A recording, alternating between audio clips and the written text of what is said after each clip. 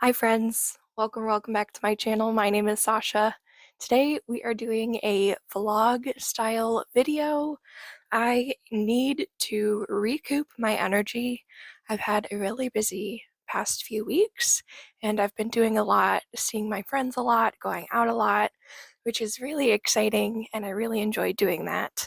And because of the cooler weather, it allows me to do more. I'm not as sick feeling. So I try and take advantage of it and get out as much as possible. But it's definitely caught up with me, and I need to just take a day in bed. So, what I've decided to do today is to challenge myself to a little reading vlog.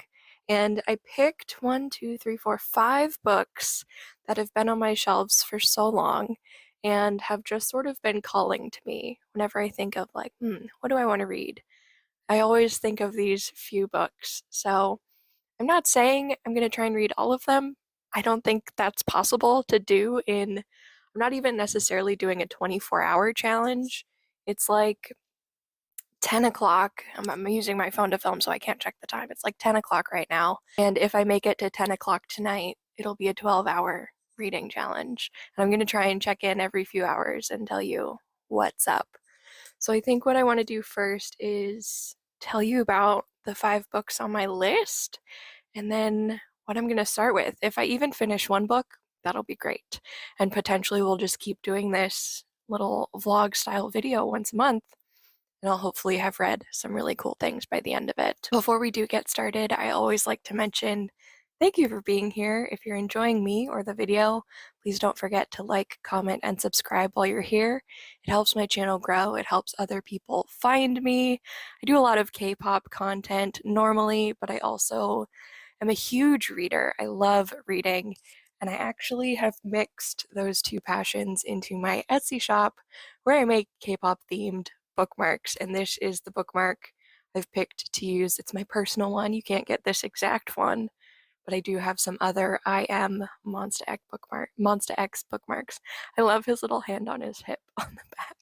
Anyway, this is my bookmark for today. You can get your own bookmark in my Etsy shop. It's linked down below, as well as my Patreon, where videos come out a few days early, and then some affiliate codes for Two Crow Collective, which is a chronic and mental illness merchandise brand that I am a brand ambassador for.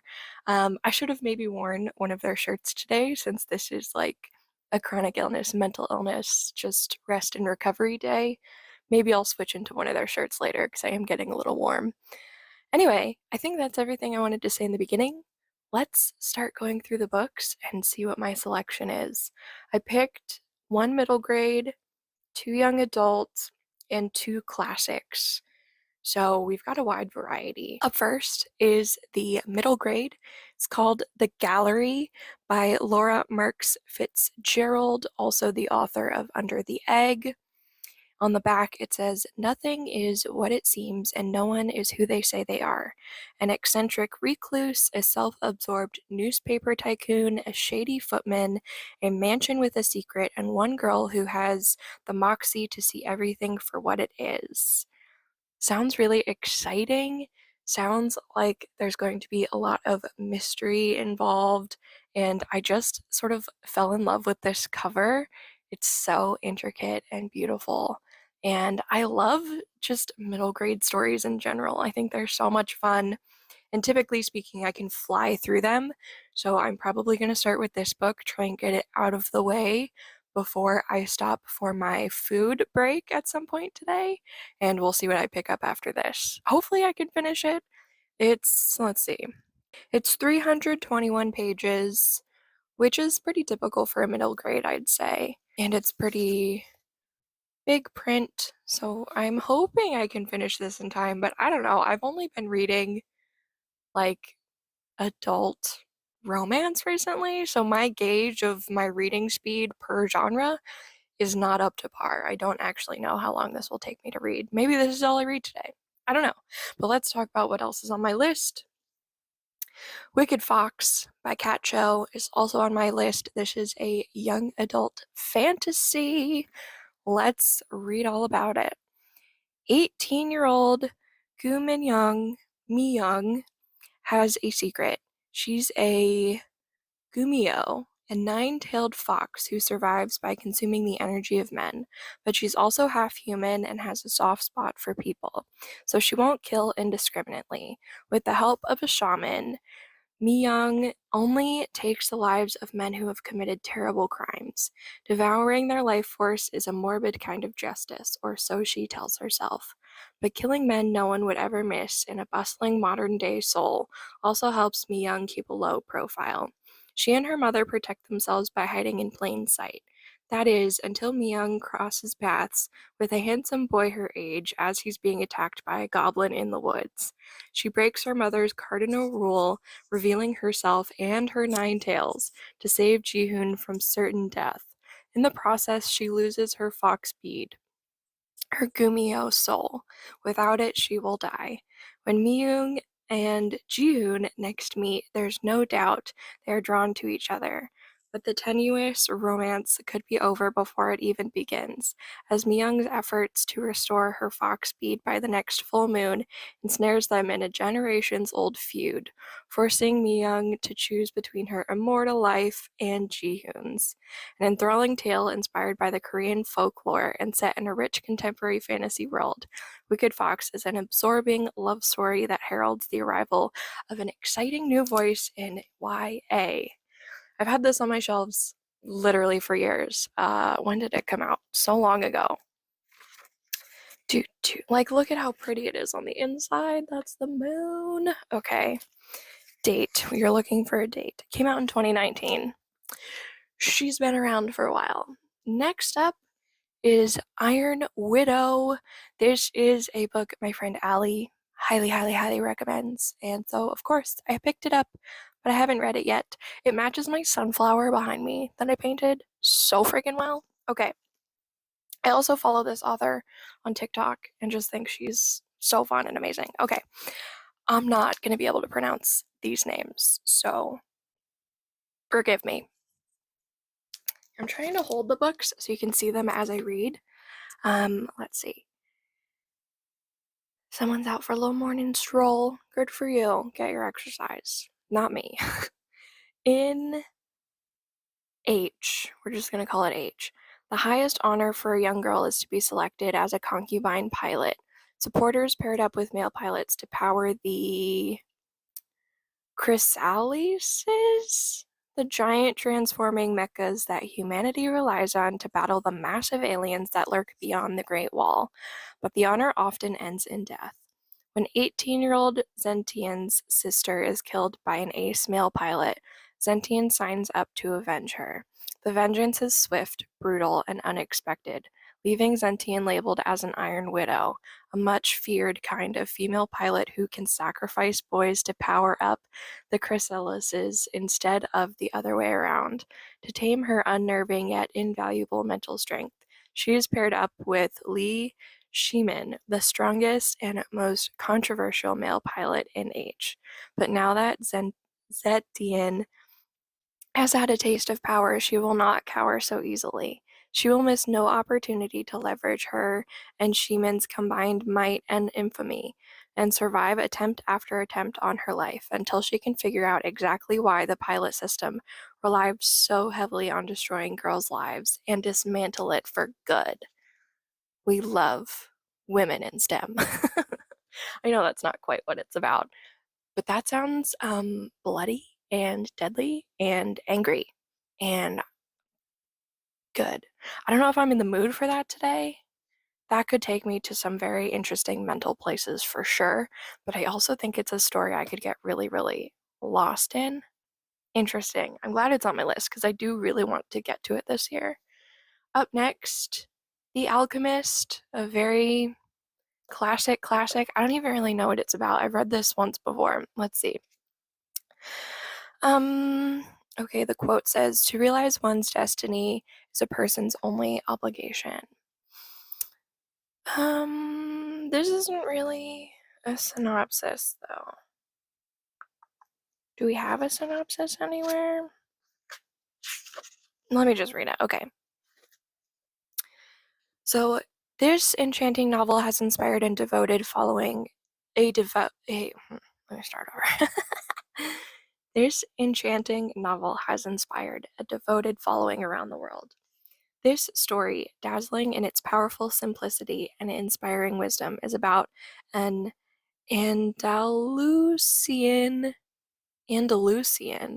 shepherd boy named Santiago who travels from his homeland in Spain to the Egyptian desert in search of a treasure buried in the pyramids. Along the way, he meets a gypsy woman, a man who calls himself king, and an alchemist, all of whom point Santiago in the direction of his quest.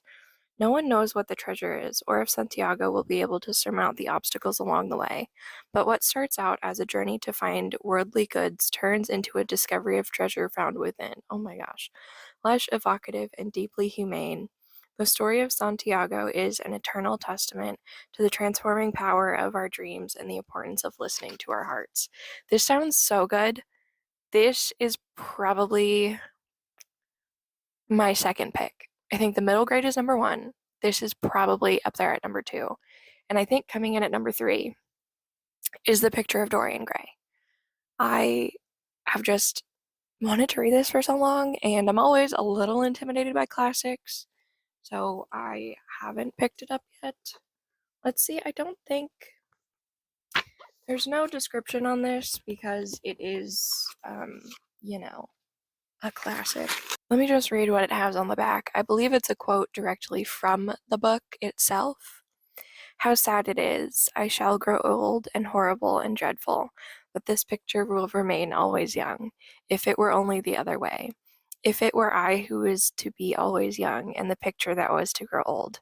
For that I would give everything. Yes, there is nothing in the world I would not give. I would give my soul for that. I feel that. So yeah, those are my selections. We're gonna start with The Middle Grade because I really think I'm gonna be able to just devour this, and I hope it's a great time. And I will check in with you once I'm like 50 pages in, probably, and we'll go from there.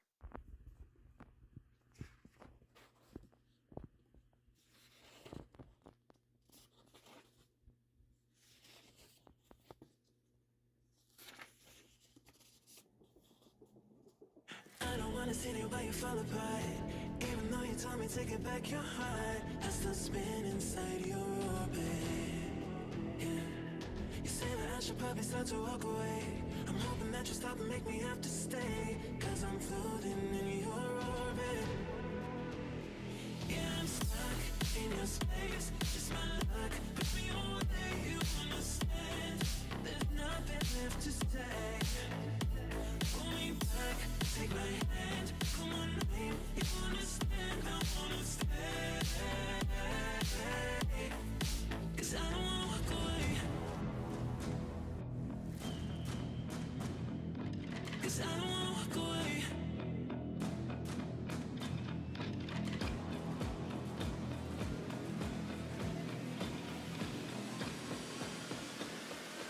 Cause I don't wanna walk away.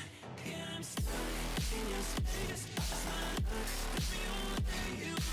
Okay, it's almost 12:30, so I've been reading for roughly an hour and a half. I am like 96 pages through the gallery so far. In a weird way, it's not reading as middle grade-esque as I thought that it would. Essentially, the story starts with a person who works for the newspaper coming to interview this woman who's turning 100 years old, and then in the next chapter we're taken back to the 100-year-old woman as a child who ends up working with her mother in this rich person's house. It has very interesting conversations about the Bible, about Adam and Eve, about feminism, about women being able to vote, about men thinking that women are hysterical, about women's mental health. The husband and wife who own this house, it's all her stuff. So her father passed away, everything now belongs to her.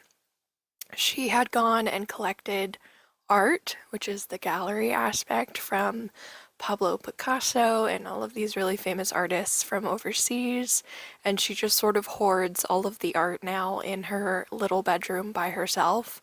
And they have libraries full of books that are worth a month's wage each. And it's all a very interesting conversation right now of the mom of the girl. They're both maids in the house, but the mom knew the wife before she got sick and hysterical.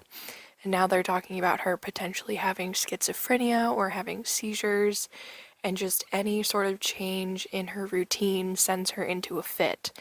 So the daughter accidentally forgot to add this special sugar to her oatmeal, caused the wife, to go down in their little elevator and set the kitchen on fire. So, some pretty heavy themes and topics in this book that I feel like are going to go over like middle grade kids' heads. If I was reading this, I definitely would not be picking up on all of the really like kind of gross conversations the husband and the doctor are having. And there's also a conversation about this girl and her mother and the absent father, who is sort of like on tour as an actor, singer, performer. He steals money when he returns to the house. He doesn't see the other kids. Like, no one was supposed to know that he had come home. And the daughter, because she had gotten in trouble, ended up getting sent home early from her shift, found him in the house, and because she's a child didn't realize like what's actually happening. So there's so many adult conversations happening in this book, and it's fascinating to read. So I'm hoping within another 2 to 3 hours I'll be finished with this, and then that's probably when I'll have like my food break. I just had a little snack, and then I don't know what I'm going to start on next, but let's try and knock this one out, see where it's going. I I don't know. We kind of have some information, I guess, from what we were told in chapter one, like why this newspaper person came to interview this 100-year-old woman is because of like the big climactic thing that's going to happen at some point. So it'll be interesting to see how we get there. But yeah, that's my analysis and review so far. Not very middle grade-esque. Very interesting.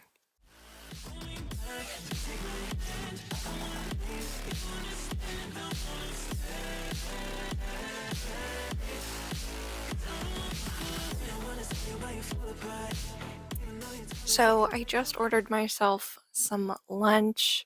I think I'm just so close to being finished with this, but I think I'm gonna take a really quick lunch break and see how this ends. This book has been wild. It's 3 o'clock right now, and I just really can't believe the twists and turns and how many references there are to other classical literature. Like Jane Eyre is obviously really apparent in this, and they discuss that novel, and it's kind of a play on Jane Eyre in a lot of ways, or a retelling.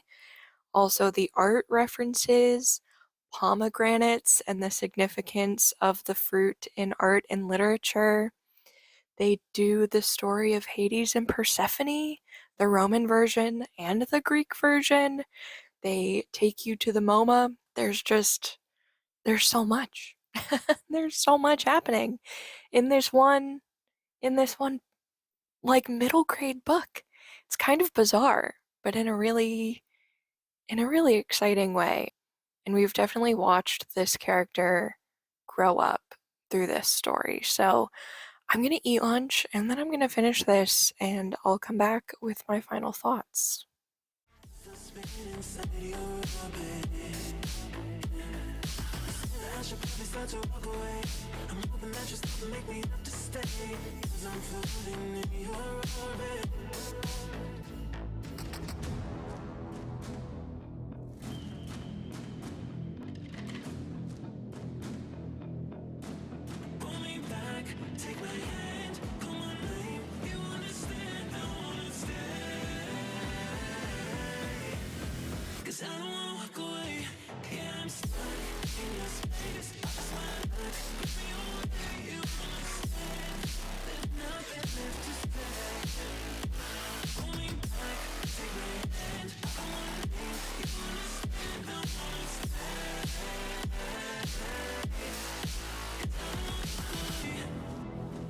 Well, my voice is all weird because there are jalapenos in that lunch that I had, so pardon me.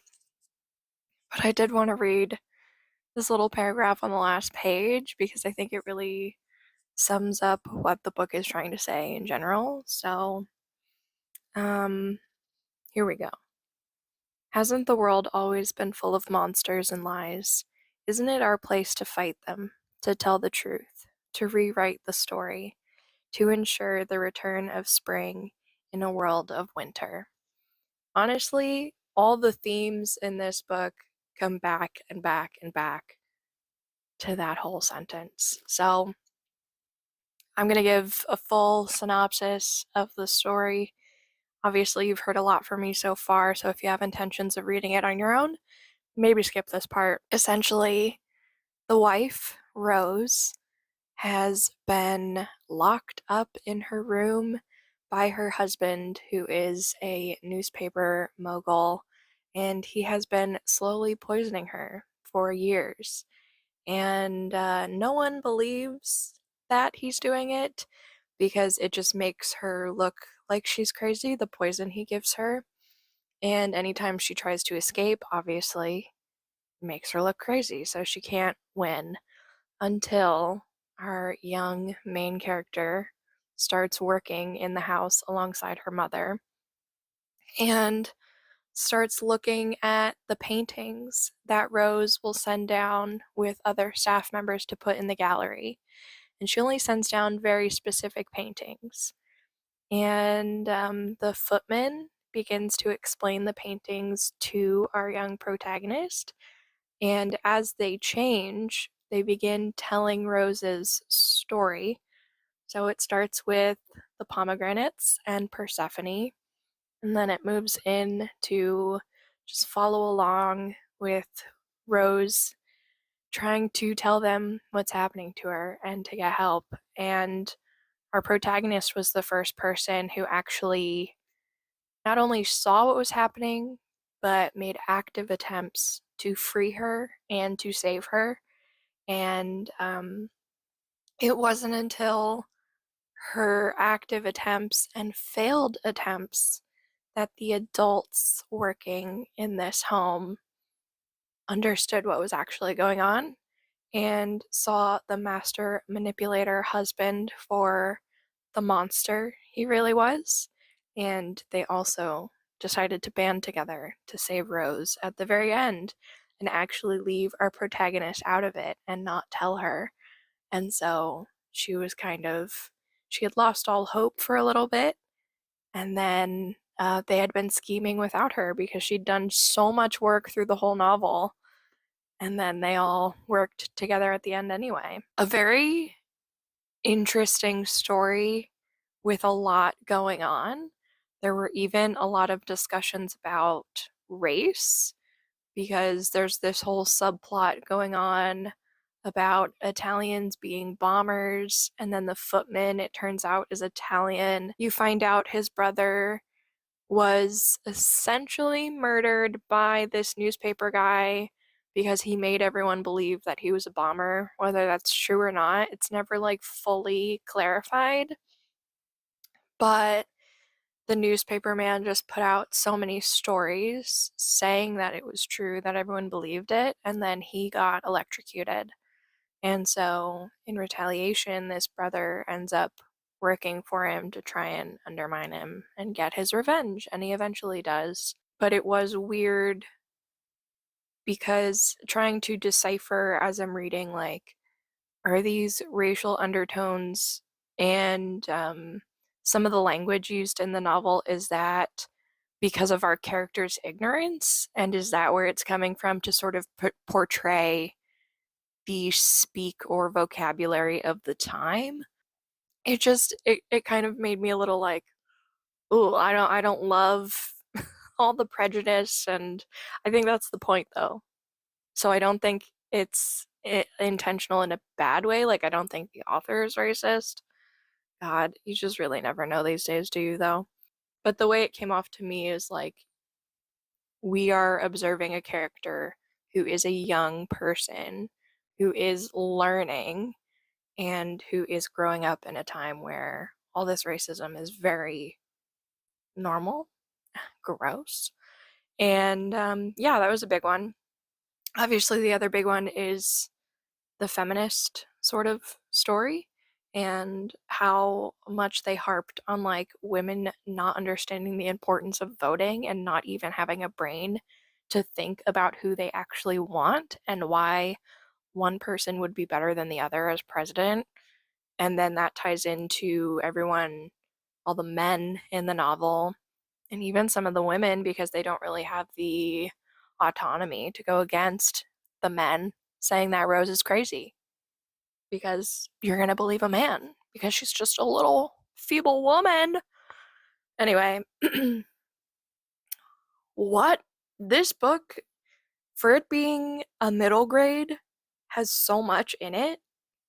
I don't know how I would have done as a middle grader reading this. I don't know that it would have even kept my attention because it didn't really have any like magical or anything, any elements like that.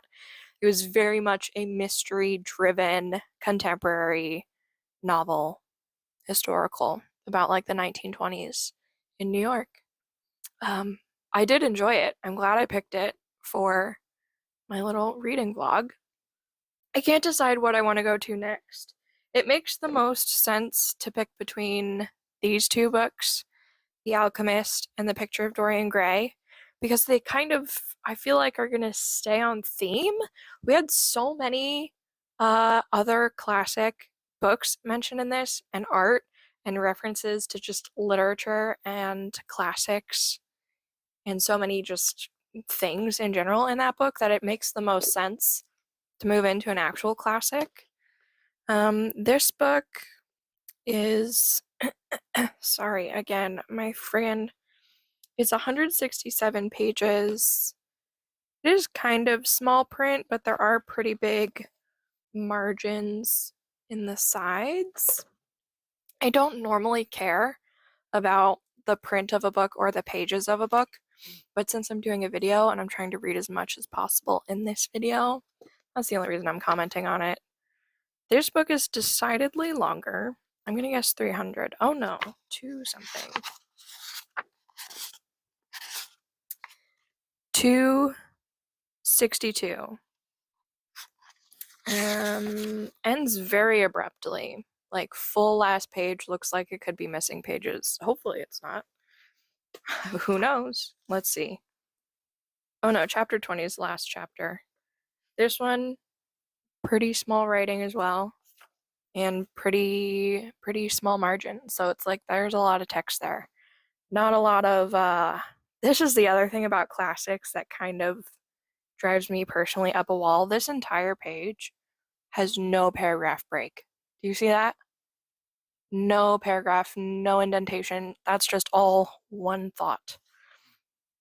Yeah, that's the other thing about reading a classic like this is they really could just talk your ear off, couldn't they? First published in 1890. Gosh, I don't know.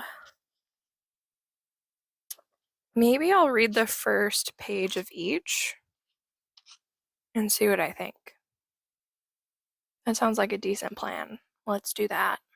Okay, I did my experiment, The Alchemist one. The first page of Oscar Wilde did not keep my attention, which is no shade to Oscar Wilde, or Oscar Wilde, yeah, Dorian Gray. But this one sounds like it's really going to keep my attention and be maybe a little emotional. Maybe it's kind of something I'm in the right headspace for right now. I think it's going to make me think too much. And hopefully it's short enough that I can just zip on through it. I was having a thought though. I was having a thought while I was reading those that if neither of them caught my attention enough, I haven't finished Dracula. So that sits on my bookshelf because I can only pick it up every once in a while. It's not a book I can just read straight through. I read it very sparingly, so potentially I could pick up Dracula and keep reading that for the rest of this little vlog and then just end it there. But I did try to convince myself, let's try and finish one more book so that I have another new book under my belt. Because I feel like I've just been rereading a series for so long, and it's 8 books in the series, and I'm on book like 5. So I feel like I haven't read anything new in a while. So that was kind of the goal of this video, to see how many new things I can read in 12 hours. What time is it? Let's check. It's 3:49. We're starting The Alchemist. Here we go. 'Cause I don't wanna walk away. Pull me back, take my hand, call my name. You understand, I wanna stay. 'Cause I don't wanna walk away.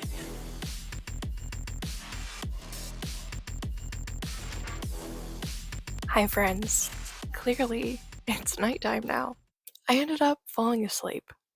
Before I fell asleep, I read 45 pages of The Alchemist. This book so far is. It reminds me a little bit of Siddhartha. I can't remember if that's the title of a book or the author of the book. I'll have to look into it more. Where it kind of is a story about a journey that really is just going to teach you about life lessons and about yourself. And even just being only 45 pages into it, that's very, very apparent. I definitely want to continue reading this and finish it since it is so short. I just don't think I'm going to do that today. I don't think I have the brain power after my nap to keep reading something like this. So I'm probably going to dive back into the fantasy romance that I've been reading every night and then actually just go to sleep for the night. So I think that's where I'm going to leave you for this video. I was able to finish The Gallery earlier today, and then I was able to read 45 pages of The Alchemist. I had a really good time. I'm hoping, I don't know necessarily that I want this style of like reading vlog to become a series on my channel, but I definitely want to do more vlogs. I have big ambitions of doing one every month, and I have an idea of one where it's like taking myself on little dates around town and seeing how many new places, not necessarily even new, some of my favorite places that I can go and show you guys in a month.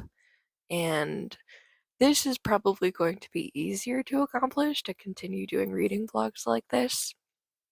Whereas the like out and about videos I have to plan in advance. I'd have to film more days in a row, or not even in a row, just more days in general. So that's all like behind the scenes stuff I have to think about. Doesn't really affect you guys at all. It'll only affect what you're watching if I decide to do that, or if I decide to keep doing this. Because maybe the next reading vlog, since it'll be February, we'll try and do all romance, because I have so many romance books I haven't read. And maybe I'll try and finish this in the next reading vlog too. So, thank you so much for watching. I hope you enjoyed today's video.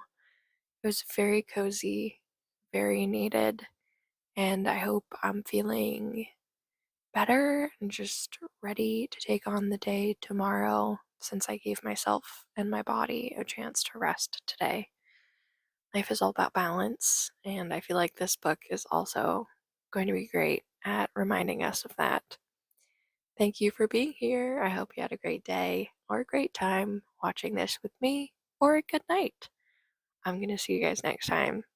Bye.